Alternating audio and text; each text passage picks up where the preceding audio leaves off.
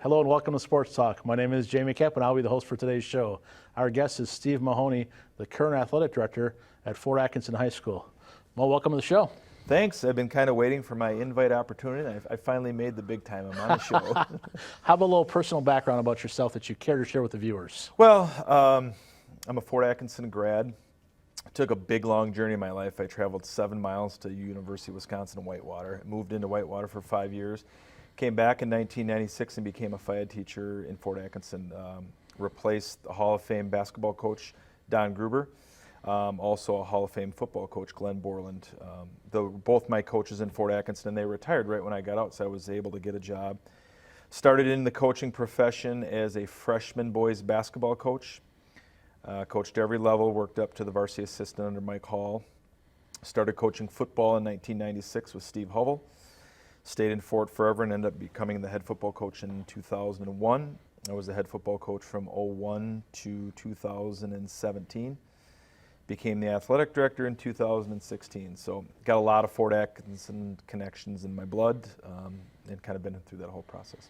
So sports and athletics are, school-based, education-based athletics is such a big part of your life. How about growing up? Was it one sport? Was it multiple sports? Where were you in the scheme of things? Well, I was certainly, through middle school, I was a 3-sport athlete. My parents just said, you're going to do something. I was a young boy with a lot of energy, so whatever they could get, they got at me. I played football, I played baseball, I played basketball, ran track, did everything in middle school. And then when I got to high school, I was a football and basketball player. Hindsight 2020, I probably should have ran track or played baseball as well. But, wanting to lift weights and do those types of things and wanting a break after 2 long seasons, I certainly chose to do the first 2 and enjoyed it. So when you think of like your first, you were coaching basketball, you get the head job at football. Was football always the one, or was that kind of a happenstance? And did you think it would be a different sport that you'd been a head coach earlier in your career? Yeah, happened first. Yeah, football happened first. 20 years ago, I was going to be the next Bobby Knight. I loved basketball, and basketball was my forte. And I thought that was going to be my future. I actually applied for a few jobs out of Fort Atkinson and didn't get them. And then the football opportunity came available. Mike Hall was the head basketball coach, was one of my football assistants, and I knew that we could have a great working relationship together. We could do it together. I just was going to have to be in charge of something that I really didn't expect to be in charge of. But being a longtime defensive coordinator, I had that experience, and we certainly made it work. So yeah, it's kind of weird how it changes. You see yourself as a basketball coach, and everybody thought of Coach Mahoney as probably going to be the head basketball coach someday. And then I went to football in the head role on that side. So, and enjoyed it. I liked it. Kind of grew me who I was as a person. You kind of glossed over it. At different times you apply for different jobs, and when they don't happen, when you apply, you're vulnerable. Yes. You're embarrassed, you're upset, you're angry, you're a lot of different emotions. Sure. And when you're young, it's really hard to understand and things happen for a reason. Looking back, you probably wouldn't change a darn thing. No, I wouldn't either. And Gary Hahn was the head basketball coach, and I asked him for a letter of recommendation and told him what I was going to do. I was going to apply at a job at the Dells. And he said, don't tell anybody. And it never kind of dawned on me why he didn't want me to tell anybody. He knew I wasn't going to get the job. I was just a young buck, so he knew I wasn't going to get the job. But I didn't tell a whole lot of people. You're right, because it's a high level embarrassment. You think, why didn't I get that job? But it worked out for a reason. I did that. I think I applied for that job roughly maybe in '98, and then 3 years later, I became the head football coach and had an awesome career and met a lot of great people and worked with a lot of great student athletes. How would have my life changed if I would have went somewhere else? So I'm happy it worked out this way. That big unknown. Yeah, it certainly. You think about like your current role as you transition into this, and we're both so new at the position and so inexperienced. Think about, had you never applied for a teaching job or a coaching job that you didn't get, how different it would be in your current role when you have to tell people that a different candidate was selected. Because you hadn't experienced it, if you hadn't experienced it yet. Right, and we feel, we have empathy, we understand how other people feel, and you're right, that's a great point that people don't think about. We've had some failure, especially in that role, so when we make that phone call, yeah, I know how you're feeling, and that's how it goes, but you certainly understand how they're feeling on the other end as well, because we've experienced it. And we've had to do that. You and I hire a lot of coaches nowadays. I think since in the 3 years that I've been there, we've hired 6 head coaches, in various sports. So you interview 4, there's 3 right there out of 6 sports. There's 18 people you've had to pick up the phone, get the courage, to say, I'm sorry to tell you, you were a great candidate, but we went with somebody else. And that's a hard piece. I certainly wasn't intending this to go this way, but one of my golden rules for me is if someone applies and they get an interview, I do the due diligence and either meet with them in person or I call them on the phone. I usually call them on the phone, and then if they want to pursue it a little more that way from a feedback standpoint, but I really try to remain like privy to the human element and not send an email, you didn't get the job. Yeah. Emails and texts, they're the easy way out, and it's if somebody put that time in, we owe it to them, and that's I'm the same way, and I think maybe that's the coaching side of us. If we ever had to cut a player or we had to have a difficult conversation with a player, we didn't do it over text or over email, so we picked up the phone and called. And I'm not saying that that's the only way to do it. A lot of successful people reach out via email or something, and that's certainly fine, but I think our sporting background has really made us very good communicators, and we've had to do that. So yeah, I agree 100%. You pick up the phone and you have a heart-to-heart, or they come in and you meet with them. And I've had candidates that ask me, what could I have done better? And sometimes you just don't have a whole lot of feedback because candidate A was awfully good. And you attempt to give them what you can, but you're certainly honest with them. And I think that's the trick there for us, not to be fake or phony, but to be sincere and be honest, because it's so easy to take a different approach or sugarcoat something. And we want to be delicate because it's someone's emotions and they're vulnerable. If they put themselves in this position, they're vulnerable for either being rejected or with the possibility they have those hopes they're holding on pins and needles, hoping when the phone call comes, it's a good one. Yeah, and we've all been there. You're waiting. You interview on a Thursday or something, and you wait all weekend, and then you get that call on Monday, is it? And then, either yay or nay. Right. But that's the cool part of the process. And I think if you haven't experienced those failures at whatever point, I look back, I was cut as a freshman on the basketball team. Can't believe I was ever cut as a freshman on the basketball team, but I'll never forget that, and that was my biggest motivator. Right. When that happened, I couldn't believe it happened. But I look at how those things were, and that's why when I coached basketball for forever, whenever cuts were made, or I always say like roster reductions when they had to be made, I would always meet with every kid who made it and who didn't, and I think it goes back to me, because what happened is it was like a piece of bubble gum on the back of a piece of paper on the gym door that shows who's on the list and who made the team, and that's the feedback. Right. And I swear I would never do that if it ever came to fruition for me, for someone else. Yep. At whatever level. And usually, coaching high school was always varsity for me, so it was a little more higher stakes. But even as a freshman, you would have hoped that looking back, things would be different. But you certainly learn from it, and you learn from some people's mistakes, and you also validate how you do it. Yeah. And the cool part of that is we work with student athletes. We're teaching them how to deal with conflict resolution someday. We don't want our student athletes texting us or emailing us as well. So we teach them how to have policies or procedures or open door conversations. We're able to talk to them. So may have been a negative thing in your career or my career, but we learned how to communicate or learn something from it. You would never do that because of that situation. Mm-hmm. Okay, so people watching the show, they think athletic director at Fort. The first thing people think of is glamour. Glamour. Okay, that's like Fort AD equals glamour. Take some people through a traditional school day for you. When this airs, for the first time, it'll be summer. Sure. But take a typical day, maybe when Mother Nature's a challenge in spring, perhaps. What's a typical day look like for you? Well, for those of you that don't know, I teach one section of physical education. So I am really a 20-80. I'm a 20% teacher, and then I'm an 80% athletic director. Or you could say a 20% teacher and a 200% athletic director with our jobs. So I'll teach one class every morning from 7:50 to about 9:10. So I'll get in about 7:20. I go to the AD office, greet my assistant, see if there's anything that I need to take care of. Then I go down to the FIAD area, teach our class, and then I maybe take about a short 5-minute, 10-minute break, and then it's go time. And a typical day is just so undefined. But we're going to pick a day in the spring. I'll go to the office right away for 30 minutes. I'll answer a couple emails, and then I'll get sidetracked. The principal needs me somewhere else to help in the building. So I'm going to roam around the building with him, maybe help with a student discipline procedure. Then I come back and I call you. We're checking weather reports because we got baseball, but it looks a little bit cloudy. We don't know what's going on. That kind of takes through lunch, pick out the game. For us as an athletic director, we try to work 1 year out. So we're working out next year. So I'm trying at the same time, I'm trying to schedule, hire officials for spring sports for the following year. Whatever comes up in the day, we deal with. I like to go home at maybe 3:30, 4 o'clock if I have an event. I like to pop home for 45 minutes. I got 2 dogs, black labs, I let them out.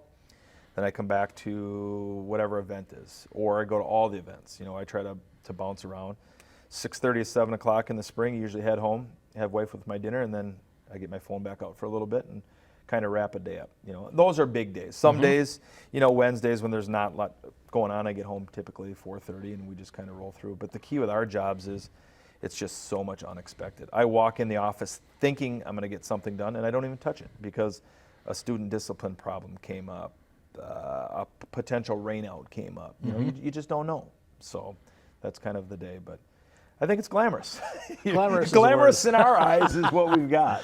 You know, so when people listen to that and are watching the show, they're thinking, okay, he's a Phi Ed teacher. Talk about the pros and the positive of the connection piece of currently maintaining the Phi Ed teaching position while concurrently doing the AD. Yeah, and I think that's really a big one. For me personally, I like it, number one, because it connects me with kids right away. In Fort Atkinson, I've always been Coach Mahoney because I was a longtime Phi Ed teacher and I was the football coach. Well, I'm still in that role. I just don't sit in my office, and it keeps me in what we call the red wing, which is our athletic wing. So I'm able to go down there and greet kids as they come in the building. That's kind of, I'm the greeter in that end, and I say hi to everybody, and I still work with our Phi Ed department. I can still see our coaches in the morning. So it really just kind of keeps an overall connection that's really cool. If they asked me today, would you ever want to give up that class, I'd say no, because I certainly like that class, that opportunity. I still teach weights in the summer as well. So this morning, when I did summer school, I was in the weight room with the kids as well, with a group of coaches, but yeah, I've been a long-time leader of that as well, so kind of keeps my connection with student athletes. Okay, so we go through the no baseball and no in high school, you know, football and hoops. How did you transition in this position to have things become in your wheelhouse if they weren't originally in your wheelhouse? For example, sports that you were a little less familiar with. Like tennis, for example. Okay. Well, you know, the advantage of being a Phi Ed teacher, you got some of that, right? So I kind of had a background. Exposure. Right, but we have good coaches, and our coaches are the pros, and I'm certainly not afraid to ask our coaches, you got to coach me on this. You got to kind of keep me how this process works. You know, in our preseason meetings with all of our coaches, what do I need to know specifically about your sport that I don't know? You know, and we kind of talk about what I do or I don't know. Cross country, scoring, timing, all those types of things. There's a lot of things that I didn't know, you know, and like I was saying, tennis, you know, I knew a little bit about tennis, but my coach tells me what I need to know, right? And then how does that affect to game management? So as a game manager or a game scheduler, what do I need to know about tennis? So I kind of put that question back around. So I know a little bit about the fundamental part, but I need to know about the AD part, how it relates to that sport. And they're much different. Once again, our guest, Steve Mahoney, the current athletic director at Fort Atkinson High School. So you think about the sport itself, and then those intangibles of those setting up the facilities and different things.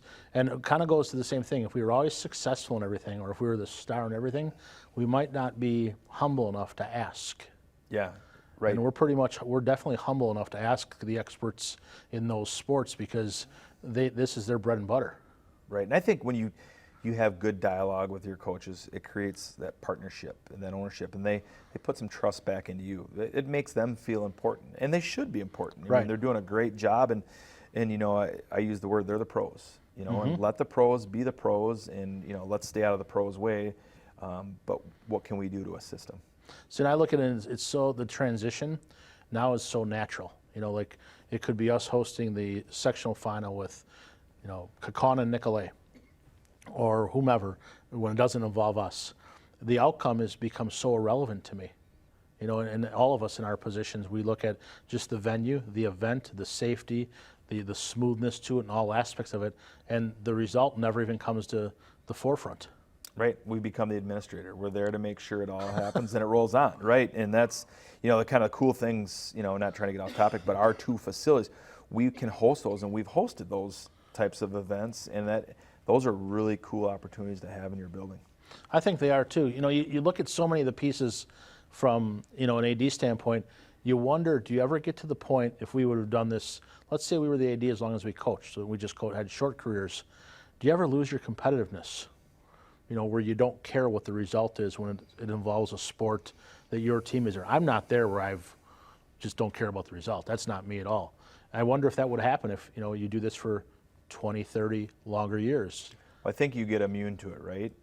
I'm with you. There's nights that I go home if one of our teams doesn't play particularly well, I don't sleep so well, and I feel poorly for our student athletes, for our coach, but I'm in that boat with them. We're still, that's the competitive drive, and we want our cities to do well and our schools to do well. But you're right. I'm glad we still got that competitive juice in us. I wondered if I'd lose it, because of all the arrangement pieces that go into everything. Right. But when I, take an old-fashioned MP3 player and end up at Luther Prep's Shack at midnight or 12:30, strolling around and still spitting sunflower seeds or something like that, I realize it's not out of my system, regardless of the sport. Right, and I don't, yeah. And mine's never second guessing. Mine's Right. not judging. Right. Mine is just opportunity, because you have so few opportunities to compete. Right. Which kind of maybe will help us transition into the multi-sport athlete, whether that be 2 or 3. And before I go too far, I think for a female athlete, it's hard to be a 3-sport athlete, because if you didn't start out playing basketball or doing gymnastics, that winter season's tough to become a 3-sport athlete. Yeah, and I'm even going to take it one step farther. In Fort Atkinson, we don't have gymnastics. So how do you really get the 3-sport athlete if you're not a girls basketball player? We have POMs, so some of our females will do POMs in the winter. But and ours dance, we do fall and winter yeah, with that but, too. Yes. but that's just, it's so hard for females to be a 3-sport athlete, and we'll have a handful of them. But that it really makes it tough because of lack of opportunities. They don't swim or they don't do volleyball or something, so there's just not enough choices for them to be a 3-sport athlete. So let's take back to you as a young whippersnapper. As a I'm still a young whippersnapper, okay. Jamie. As a Thundercat back then, whatever the case may be. You didn't play baseball. How do you encourage, or track, how do you encourage that kid, boy or girl, that competed at the beginning of August, all the way through Thanksgiving, through Christmas, and now they're supposed to give up their spring break type thing, and then participate in the spring sport for the sake of competing versus lifting weights when you get tired, you stop, versus type thing. How do you do that, because you've lived that life a little bit Right. as a student? Right. So, the thing that I'll talk to our student athletes about is you certainly have a choice. We're not going to force you. We highly encourage it, but we want you to be passionate about it. If you're not going to be passionate about it and you're burnt out, then don't do it. Right, don't go through the motions. Don't go through the motions. If you're going to be there, you're going to be a first-class competitor, and that's something that they have to wrestle through it. But I look at our student athletes, more are off in the winter, where when we were growing up as kids, it seemed like everybody played basketball or wrestled. It seems like winter was really busy. Girls were playing basketball, and maybe that was just because we were student athletes. We didn't know the difference. But I see our kids now, they take a little bit more of a winter break. We've got good numbers in all those, but with the less offerings, so it kind of piggybacks the outside ends. But yeah, for that one that's done fall, winter, they've got to come to terms with it. Is it right for them? So and I think most of our 3-sport athletes are track and fielders. Okay. So they'll get that opportunity. Maybe a little less intensive practice, right? A little bit more downtime between a play or something that's happening. Alternative schedule. They can get in the weight room, or they can go with the jumpers, or they can go with the sprinters. I see a little bit more of that going on with those groups. Have you had in the past or currently any correlation when you were coaching football? Did you have anybody on your football coaching staff that was on the track staff to make from a transition standpoint? We did. We usually had somebody that coached in as many sports as we could in either winter. We always had somebody that was a basketball guy. Coach Hall was the basketball guy. We had some wrestling sponsorship. We'd have a baseball coach. So that kind of helped build that connection with those kids, so they could pull them in that direction too, or remind them that the importance of that. Okay, so now we think let's transition back to the basketball here. Put your whistle back around your neck and tweet indoors, not outdoors. Correct, right? Okay, when the basketball go into a couple more games that was recently approved or recently suggested, or whatever the case, whatever format it's at now, what are your thoughts about that? Well, and so all the viewers know, again, that's a varsity only thing. Me, the whistle's on, but the AD brain's outweighing that whistle right now. As an AD, I thought I don't really like the choice. I don't really think our student athletes need to play 2 more games. First talk to coach. Coach says, "Oh, well, we'll get in 1 more tournament then." And putting on my shoes as a kid, maybe I'll play. We get to play 2 more games, 2 more opportunities. So I think as the higher we go from AD to coach to player, it probably gets a little bit more exciting as we go down. From a coach's standpoint, we're already Wisconsin winners. Sometimes it's tough, especially this winter. We had a tough time getting all of our games Right. in. And what happens is now you're with makeup games as a coach, you may not be getting the ample practice time to prepare for another team. You might have to play Monday and Tuesday and Friday, or Monday and Tuesday and Thursday, right? So you don't get that practice time. As coaches, we want to practice all the time. We want our teams to be the best product we can see. Right. So, yeah, I'm not overly keen. What about you? No, I'm not hip on it at all, and our coach wasn't hip on it initially. Because as I told our people that were involved with it, I said maybe basketball coaches will go the direction of soccer coaches and realize soccer handles it the best. Yeah. Whether that's 15, 16, 18. As we talked to schools in our conference that were in sectionals or sectional finals, they were only reaching 20 games at that point. Where they understand the importance of training. Correct. Versus the games or the contests, the direct, soccer matches that take place. Right. That might be the lone sport that does it the best, though. Right. Yeah. And they don't want kids to get hurt. We're going to have a young boys soccer team this fall, and coach really scheduled down. He said, "I need time to prepare these guys. I need to get them better at what we do. Playing games just doesn't get us any better. We spend so much time when we're going to games on strategical planning. We forget about our skill development. We need more skill development time." When you talked a little bit before about managing everything and the sport, and now we can go sports you're familiar with or sports you weren't at the time, as we both had a learning curve for everything. Game managers, workers. We'll talk a little bit about the people that are watching the show and thinking, okay, that's an easy proposition, and just the importance and the role of each one of those people for the success of an event. Right, and I think it starts with the game manager, either you, myself, or one of our top people. We can't be at all the games. Everybody wants us at every game, and we usually are at most, but we've got to have somebody. So I have Mike Hintz, our boys basketball coach, and Brian Bosch, our girls softball coach. When I'm not there, they're in charge. So they kind of walk around and keep it going. But then we need the right people. We need the clock operators, we need the ticket operators, we need people to greet officials, we need officials, all those things. And the key for us is we've got a core group of people that, if you come to Fort, it's almost the same people on the score clock all the time. Same guy on the book. As much as you can keep consistency, we like it. But if an event's going to run right, it's because you need the right people that are trained, and we don't have any glitches and errors, and that starts at the top. I mean, we've all got to be on our best on crowd control, whatever we need.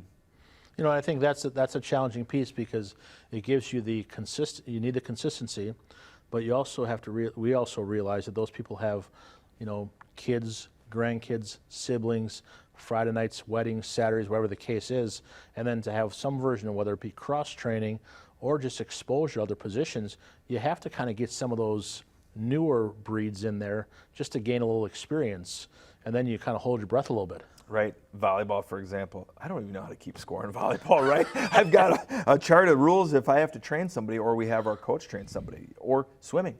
I don't know how to run the council, so if somebody else has to be there, there's so many people that we rely on. And you're right. Oh, we had a cancellation. We're going to move that meet to Monday. Can you make it? No. And we're going, uh-oh. How do we get the right people there? I mean, that causes a little anxiety in our lives as well.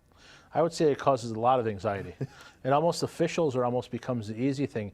You think about your time as coaching lower levels of basketball all the way up to varsity as an assistant in football. You had a different perspective of officials. Like my big gripe on the negative side was always our kids are going 2 or 3 hours a night, and you're showing up 20 minutes before, 5 minutes before you take the floor.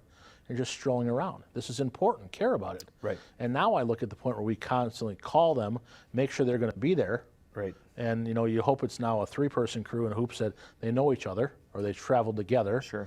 And they can kind of be together. And now we look at we want them to have their game management on the floor.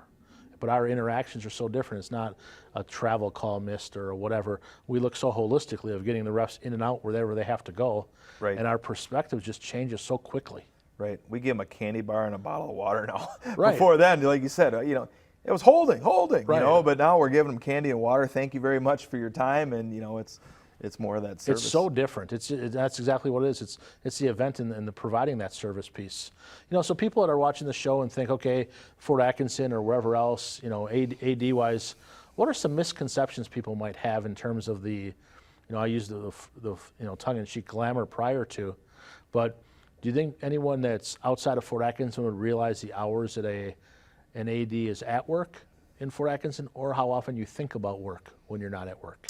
Yeah, that's the tough one. And we're similar. We're very visible in our jobs. People know we work a lot of hours, but they don't know when we go home what we're doing.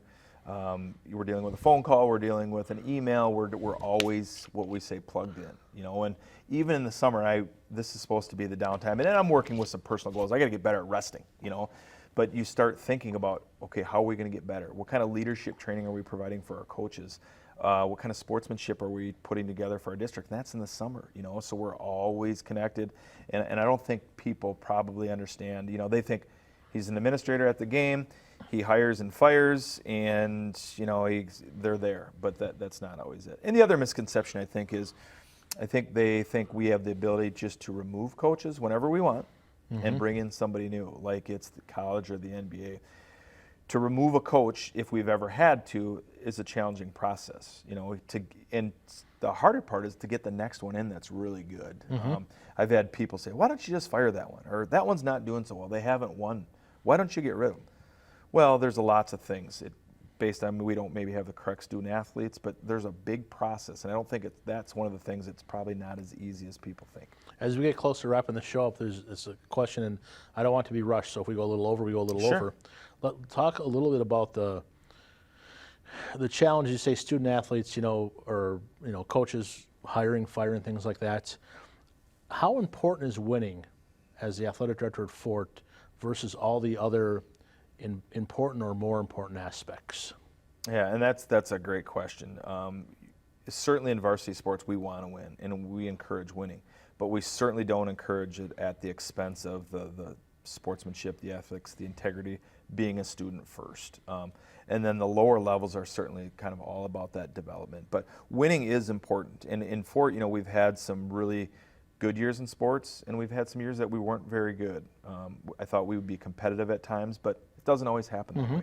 At the end of the day, you want to win, but it's not hiring and firing value. If you never win all the time, I think then you probably need a change sometime in terms of coaches, maybe fresh leadership. But if we're producing great kids, if we have a respectable first-class program, if our kids are competing as hard as they possibly can, those are the values that we certainly want to work with our kids. We're doing a lot of culture training this year with our coaches. That's kind of our theme. Everybody uses that big word, culture. Culture is basically how you want your organization to look like, to act like, and what they want to value. And that's some things that we're designing as our staff. I want our staff as the stakeholders to be involved in that process. What's important to us? And if we don't do that, how do we hold each other accountable? Those types of things. So that's kind of in our culture realm. But culture for us is more important than winning. Well, that's a great point. So what I would say here is the winning, usually if a coach doesn't win after a period of time, they know. I mean, we're humans. Correct. Like, okay, maybe it's time for a different change, and Yes. those conversations happen, and maybe it's initiated by the coach, and sometimes that happens. So moving past that as we end the show, we're going to end on a positive note.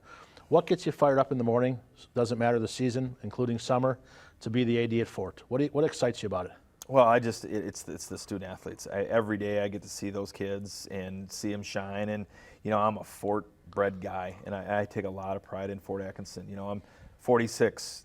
The journey's going to last probably in Fort Atkinson for me, and I get out of bed every day. I'm a runner, so I get up and I get that run in, I get that runner's high, and I'm excited to get in. And, you get to go work with those kids. And we have tough jobs. We have stressful jobs, but we're blessed. We have really good jobs, and we're in a positive role. We can make an impact on others, and I think that's the really cool part. I get to inspire somebody, if it's a student athlete or a coach, every day. And I don't hold back from that. I give them my best that I can every single day. Great perspective. Once again, our guest, Steve Mahoney. He's the athletic director at Fort Atkinson High School, longtime head football coach, and now we're going to call him one of the legends of Fort Atkinson. This concludes another edition of Sports Talk. Until next time, keep talking sports. Steve, thanks for being here. Thank you. Appreciate it.